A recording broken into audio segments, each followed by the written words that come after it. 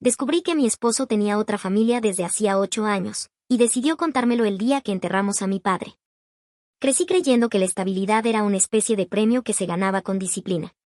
Mi padre repetía algo cada vez que me veía agotada después de estudiar o trabajar: las cosas sólidas toman tiempo. Ese pensamiento se volvió mi brújula.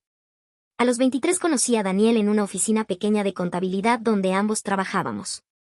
Él tenía esa manera tranquila de hablar, una voz baja que obligaba a acercarse un poco más para escuchar. Siempre olía a café recién hecho. Durante los primeros meses pensé que era un hombre raro, demasiado reservado, pero también había una calidez silenciosa en el que me resultaba cómoda. Nuestra relación creció de forma lenta, casi metódica.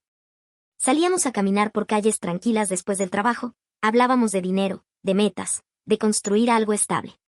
Nunca fue el tipo de romance explosivo que aparece en películas. Era más parecido a una casa que se levanta ladrillo por ladrillo. A los 27 nos casamos. No fue una boda grande. Mi padre brindó con una copa de vino barato y dijo que Daniel parecía un hombre serio. Ese comentario, viniendo de él, era un elogio enorme. Los primeros años de matrimonio fueron tranquilos. Trabajábamos mucho.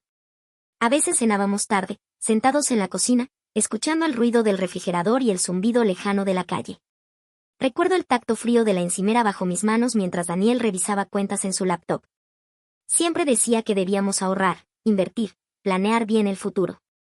Yo confiaba en él con una fe que ahora me parece casi ingenua. Mi padre enfermó cuando yo tenía 32. Cáncer de páncreas.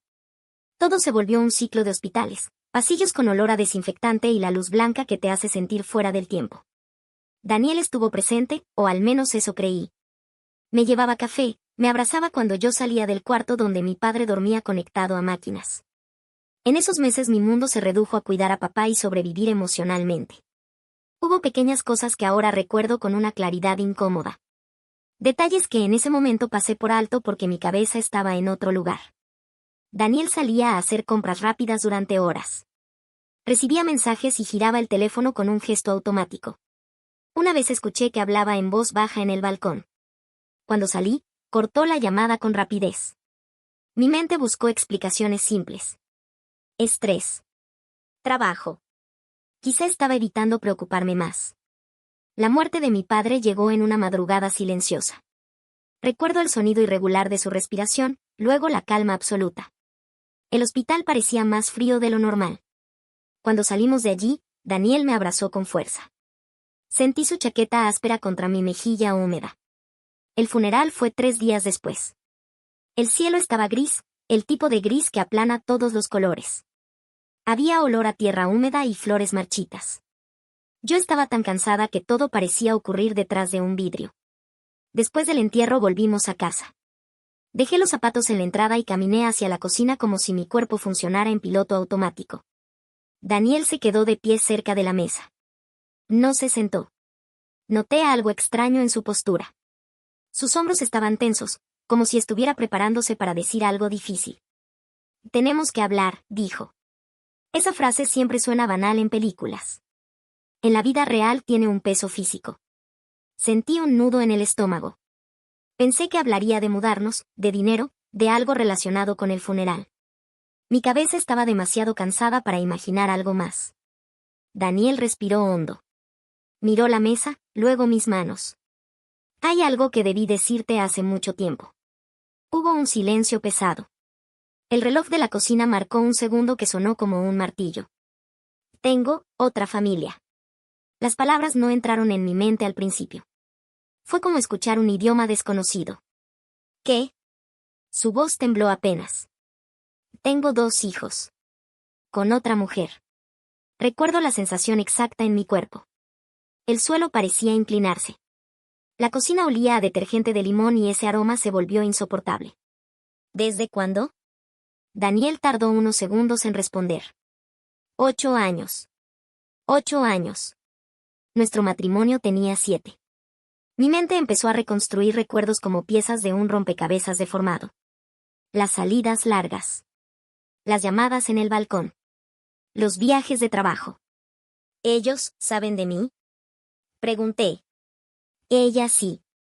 Ella cayó en la habitación como una piedra. Sentí una mezcla rara de emociones. Dolor, sí. Pero también una especie de vacío frío. Como si mi cerebro se hubiera apagado para protegerse. Daniel empezó a hablar rápido. Decía que no sabía cómo terminar ninguna de las dos vidas. Que me amaba. Que también amaba a sus hijos. Que todo se había vuelto demasiado complicado. Yo lo escuchaba, pero por dentro algo se quebraba lentamente. Había cuidado a mi padre mientras mi esposo vivía una doble vida completa. Había construido una vida con un hombre que, durante 8 años, regresaba cada noche a una casa que no era la única. Me quedé mirando mis manos sobre la mesa. La piel estaba pálida, casi translúcida. En ese momento entendí algo extraño. El dolor era profundo, sí. Pero debajo de ese dolor estaba naciendo otra cosa. Algo más silencioso. Algo que todavía no tenía forma. Una decisión. Los primeros días después de esa conversación fueron extraños. No hubo gritos. No rompí platos. No lloré frente a él. Creo que Daniel esperaba una explosión, algo que le confirmara que todo se había derrumbado de golpe. En cambio, me quedé en silencio. Ese silencio lo confundió más que cualquier pelea. Dormimos en la misma casa durante semanas. Yo me movía por las habitaciones con una calma que incluso a mí me sorprendía. Preparaba café por la mañana. El olor amargo llenaba la cocina igual que siempre. Daniel me observaba como si intentara descifrar una ecuación. Por dentro, sin embargo, algo había cambiado. Recuerdo el momento exacto. Estaba en el despacho revisando papeles del hospital de mi padre. La luz de la tarde entraba por la ventana y el polvo flotaba en el aire como pequeñas partículas doradas. Encontré una carpeta con documentos financieros de nuestra empresa. Daniel y yo habíamos abierto un pequeño negocio de asesoría contable 4 años antes. Era algo modesto al principio. Clientes locales, autónomos, pequeñas empresas. Con el tiempo empezó a crecer. Daniel siempre manejaba la mayoría de las cuentas. Yo confiaba en él. Ese día comencé a leer los documentos con una atención diferente. No con la confianza de una esposa. Con la distancia de alguien que analiza un problema. Y entonces lo vi. Transferencias. Pagos periódicos que no correspondían a ningún proveedor ni cliente. Cantidades pequeñas al principio. Luego más grandes. El nombre de la cuenta destino era femenino. Sentí una presión fría detrás de los ojos. No lloré. Solo abrí el portátil y comencé a rastrear cada movimiento. Durante 3 horas seguí el rastro del dinero como si estuviera armando un mapa invisible. Las cifras formaban una historia clara. Daniel no solo mantenía otra familia. También financiaba su vida con dinero que provenía de nuestro negocio. Nuestro negocio. En ese momento algo dentro de mí se reorganizó. No fue rabia. Fue claridad. Durante las semanas siguientes empecé a actuar. Desde afuera todo parecía normal. Daniel salía algunas noches. Yo decía que tenía mucho trabajo. Y eso era cierto. Primero hablé con un abogado especializado en sociedades. Lo hice usando el teléfono de una amiga para evitar registros en nuestra factura. Recuerdo la oficina, paredes beige, olor a papel antiguo. El abogado escuchó en silencio mientras yo explicaba nuestra estructura financiera. Si puedes demostrar uso indebido de fondos de la empresa, dijo, tienes mucho poder legal. Asentí lentamente. La segunda pieza del tablero fue técnica. Accedí al servidor contable donde guardábamos los registros de clientes. Pasé varias noches revisando contratos, comprobantes, historiales fiscales. El teclado hacía un sonido seco en la habitación oscura. Daniel no notó nada. La tercera pieza fue psicológica. Daniel siempre había tenido un punto débil, su imagen profesional. Su reputación como asesor financiero era su orgullo más grande. Muchos de nuestros clientes confiaban en él porque lo veían como alguien meticuloso, confiable, casi obsesivo con la legalidad. Y yo sabía exactamente dónde presionar. Comencé a reorganizar las cuentas internas de la empresa. No eliminé nada. Solo clasifiqué cada transferencia sospechosa en un archivo aparte, con fechas exactas, capturas del sistema, vínculos a cuentas externas. Un archivo limpio.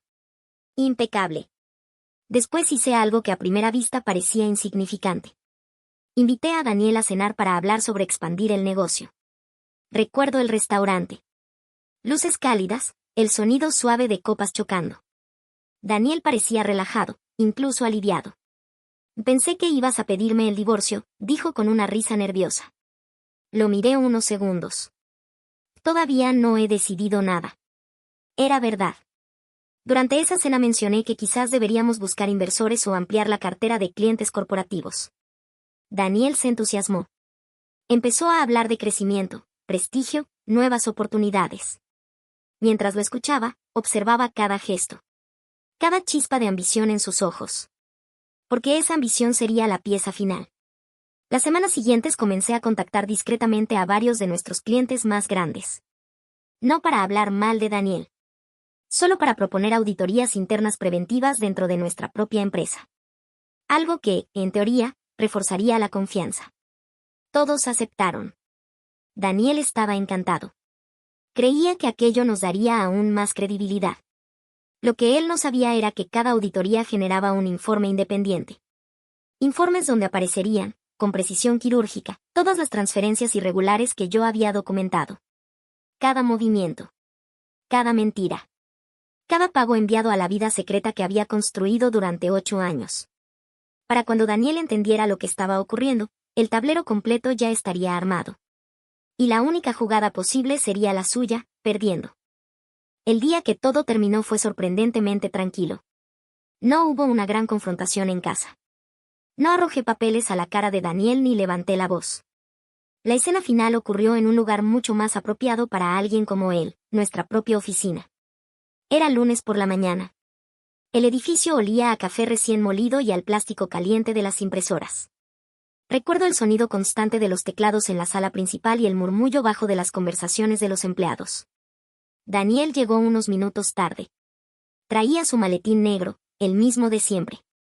Cuando entró a la sala de reuniones me dedicó una sonrisa breve, casi automática. Yo ya estaba sentada allí. También estaba nuestro abogado, 2 auditores externos y uno de nuestros clientes corporativos más importantes. Daniel frunció el ceño. ¿Qué está pasando? Le señalé una silla. Siéntate. El sonido de la silla al deslizarse por el suelo fue extrañamente fuerte. Daniel miró a todos alrededor de la mesa, intentando entender la escena. El auditor abrió una carpeta gruesa. Durante la auditoría preventiva solicitada por su socia, dijo mirando los documentos, encontramos transferencias no autorizadas desde las cuentas operativas de la empresa. Daniel parpadeó. Eso debe ser un error. Entonces el auditor deslizó varias hojas hacia él. Fechas. Cantidades. Cuentas destino. Todo ordenado con precisión quirúrgica. Vi cómo el color se iba lentamente de su rostro. Y esto, murmuró, esto está sacado de contexto. Mi abogado habló con una voz calmada. Las transferencias suman una cantidad significativa de dinero empresarial usado para fines personales no declarados. Daniel levantó la mirada hacia mí. Sus ojos ya no mostraban seguridad. Solo una mezcla de miedo y desconcierto. Podemos hablar de esto en privado, dijo. Negué con la cabeza. Y no hace falta. El cliente corporativo cerró su carpeta con un golpe seco. Nuestra empresa no puede trabajar con alguien que maneja fondos así. Ese fue el primer dominó. En menos de 2 semanas perdimos 3 contratos importantes. No porque yo los cancelara. Ellos mismos decidieron retirarse cuando los informes se volvieron oficiales. Luego llegó la parte legal. Daniel no solo enfrentaba una demanda civil dentro de la sociedad. También había implicaciones fiscales que podían atraer la atención de autoridades tributarias. Su reputación, la misma que había protegido durante años, comenzó a desmoronarse como una pared húmeda. Recuerdo la última vez que lo vi en la oficina. Estaba recogiendo sus cosas en silencio. El despacho olía a cartón y polvo de carpetas viejas. Arruinaste mi vida, dijo sin mirarme. Me apoyé contra el marco de la puerta. No. Hice una pausa. La arruinaste tú hace 8 años. Pensé que ese sería el final. Pero todavía quedaba un último movimiento. Durante el proceso legal, salió a la luz algo que Daniel nunca imaginó que yo sabía. La mujer con la que tenía su otra familia. Yo había hablado con ella semanas antes de la reunión en la oficina. La encontré gracias a los registros bancarios. Vivía a 30 minutos de nuestra casa. Cuando toqué su puerta, esperaba encontrar a una cómplice.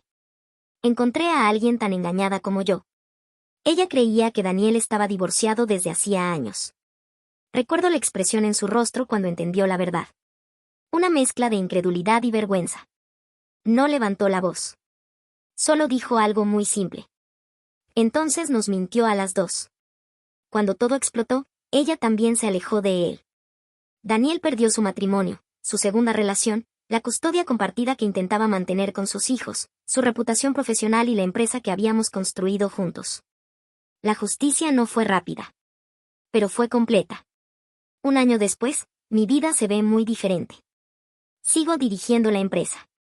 Más pequeña, sí, pero más estable. Algunos clientes se quedaron porque confiaban en mí. Otros llegaron cuando vieron cómo manejé la crisis. Compré un departamento nuevo con ventanas grandes que dejan entrar la luz de la mañana.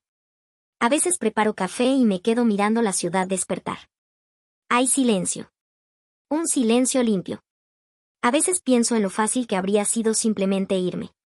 Divorciarme y desaparecer de esa historia. Pero también pienso en algo que mi padre decía cuando arreglábamos cosas en casa. Si una estructura está podrida por dentro, hay que desmontarla pieza por pieza. Eso fue exactamente lo que hice. Ahora tengo una pregunta para ustedes. ¿Creen que lo que hice fue justicia o simplemente venganza bien planificada? Suscríbete y dale compartir para más historias.